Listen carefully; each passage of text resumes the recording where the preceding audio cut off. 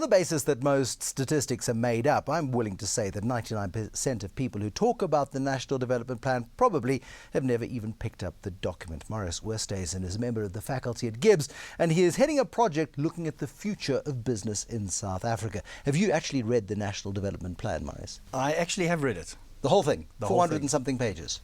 All 400 and something pages. Is it good? There are good elements. I think it's very aspirational. There are challenges in the plan. The kind of problems South Africa faces are not problems you deal with overnight.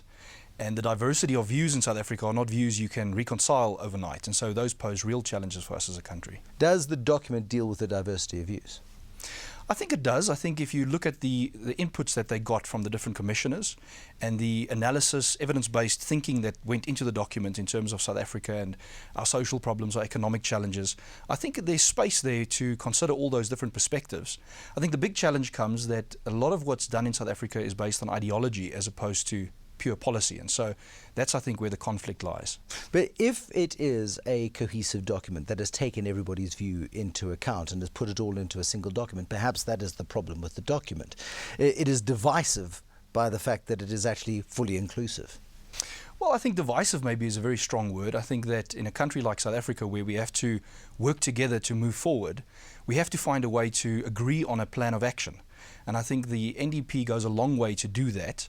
I think the problem is not necessarily with the NDP, but maybe with the structures that are in place, the historical structures, political and other, that need to be mobilized to support the NDP. And within those structural strains, there are some real divisions. I'm interested, you say there are some real divisions, but you don't think it's divisive.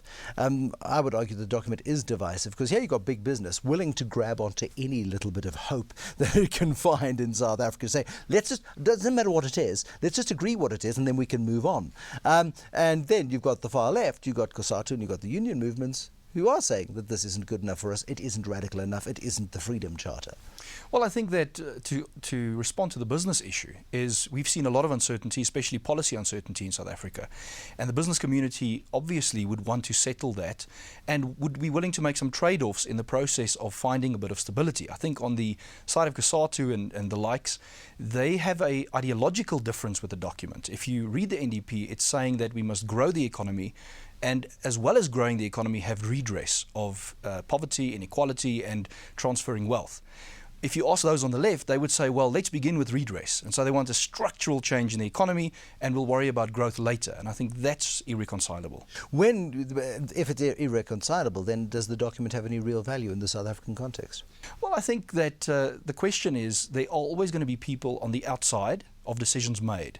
And perhaps South Africa is in an interesting time where those who used to be on the inside, the likes of COSATU and more particularly NUMSA, are finding themselves a little bit out in the cold in terms of where the decisions are made. And that might be healthy for the country if we look at what needs to be done in the next few years. When we look at a policy document of this kind, and it's the National Development Plan, however, there's still policy uncertainty, because the National Development Plan is a plan that's not a policy framework. It is something upon which you attach policy, and you could test policy against the plan, and does the policy fit? Well, then the policy is appropriate.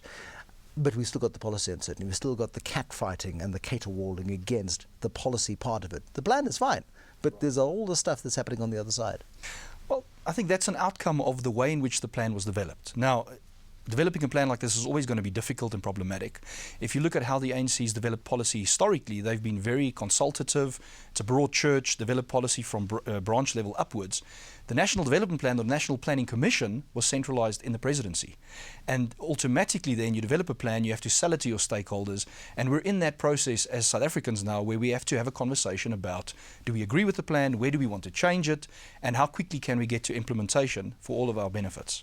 Now, one looks at the plan, and I've heard criticism of this particular plan, that it puts the state at the centre. In the same way as it was centred at the presidency, the plan puts the state at the centre. It's a centrist approach. I've heard criticism of this plan, quiet criticism, because people are a bit frightened of speaking out against the National Development Plan, that this is probably one of the biggest cons that's ever been pulled over big business in South Africa. Comment?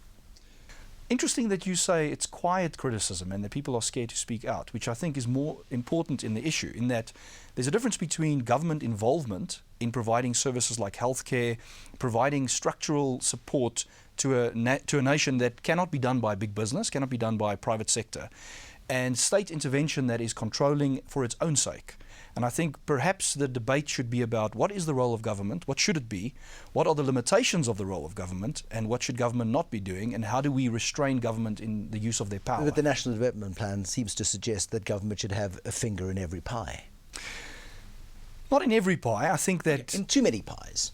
Well, that's where the debate lies. And I think that government should have some form of involvement, unless business has a paradigm shift in and of itself. I think in South Africa we've seen great leadership from business in the transition. We have not necessarily seen the kind of leadership we need in terms of transformation. And I think that if we see business come to the party in leading more strongly in the area of transformation, we might even see government not necessarily having to play such a vocal role in their involvement in the economy. Where is South Africa's centre? The centre sort of seems to shift left and right. It's never in the middle. Is there a South African centre that we can all agree on ultimately? Well, it was interesting. When the plan was presented, there was a response that said, we are seeing a coherence in the centre for the first time in South Africa post-94. And I think that the plan brings together a need to balance the deep ethical challenges we face and the practical economic challenges we face. And I think we're headed towards a centre where we can be rational about policy, at the same time be sensitive about the grave inequalities and things we have to address as a country. Marius Oosthuizen, he is the Programme Manager at the Future of Business project here at GIBS.